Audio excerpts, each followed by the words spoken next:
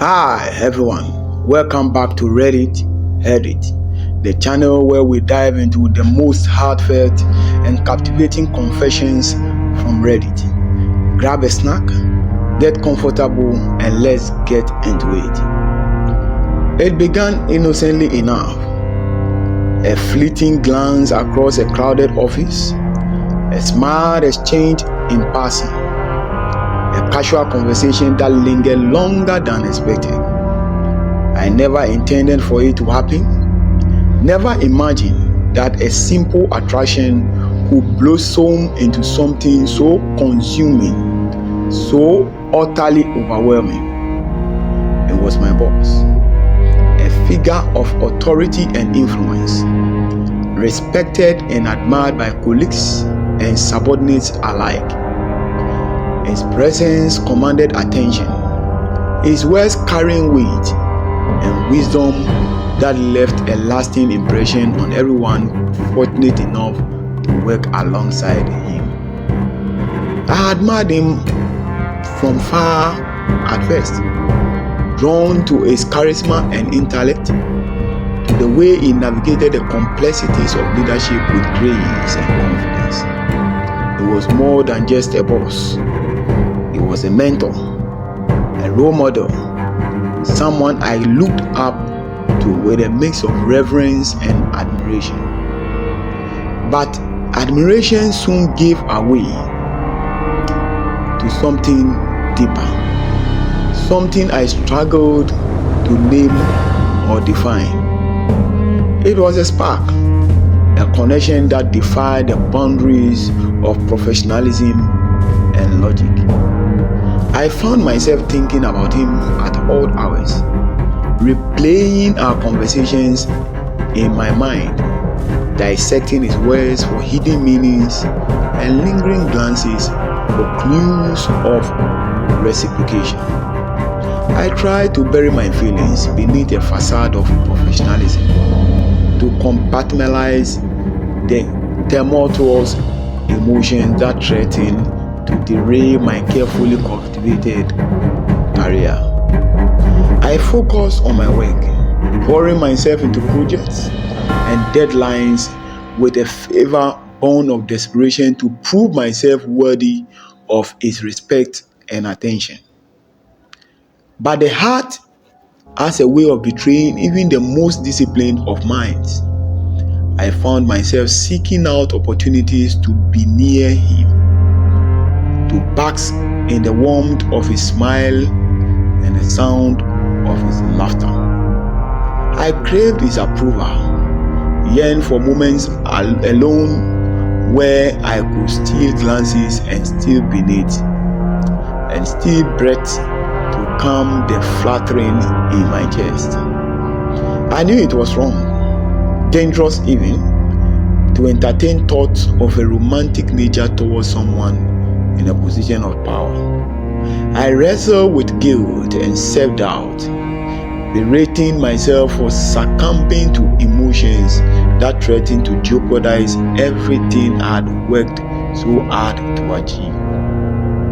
And yet I couldn't deny the pull, the magnetic pull of attraction that drew me closer with each passing day. It was a dance of restraint and longing, of boundaries tested and desires suppressed in the name of professionalism and propriety. I confided in trusted friends, carefully choosing confidants who listened with empathy and understanding, offering advice tempered with caution. They warned me of the risk, of the potential consequences of pursuing a relationship with someone so deeply entrenched in my professional sphere.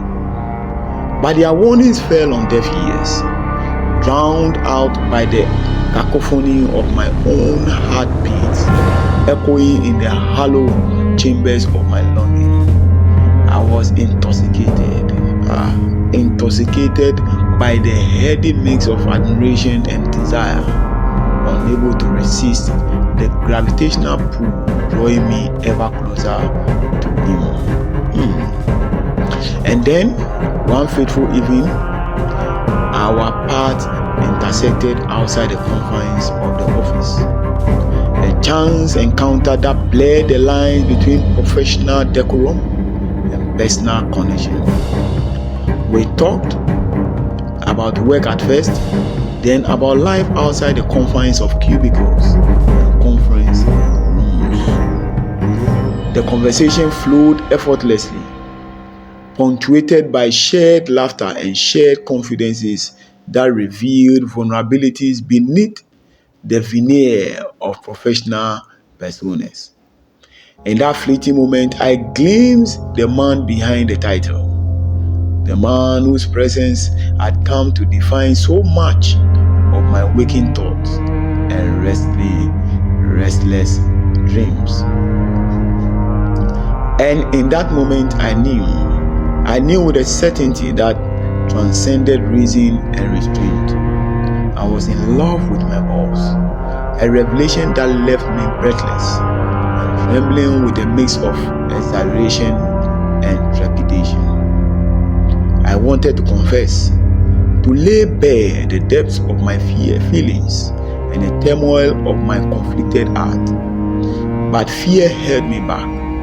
Fear of rejection, of ridicule, of the irreversible damage that I could be wrought by words spoken in a moment of vulnerability.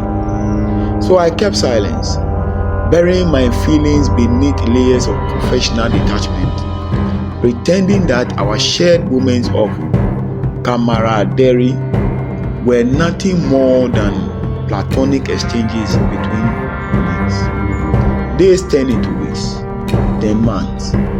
I watched from afar as he navigated the demands of leadership with characteristic grace and composure. I celebrated his successes and empathized with his setbacks, all the while nursing a love that dare not speak its name. But secrets have a way of unraveling in unexpected ways.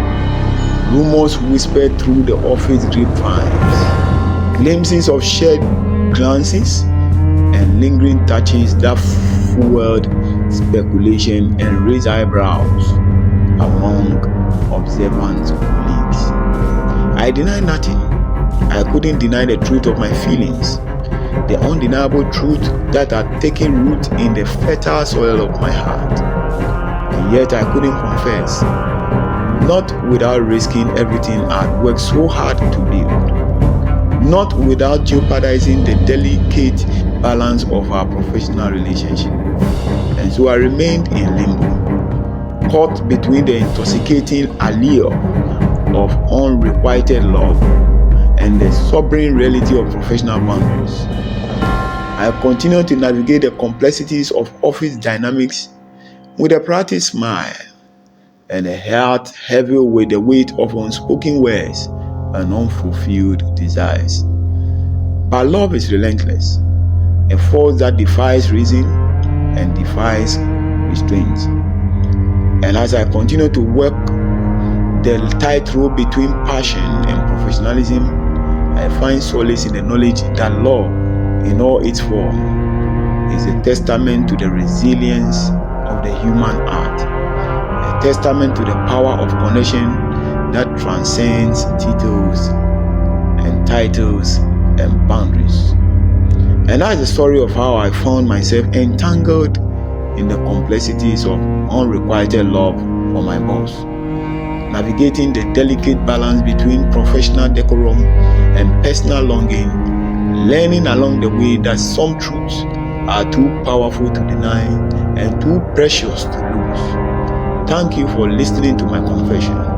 Don't forget to like, subscribe, and hit the bell icon for more heartfelt stories from Reddit Heddit. Bye.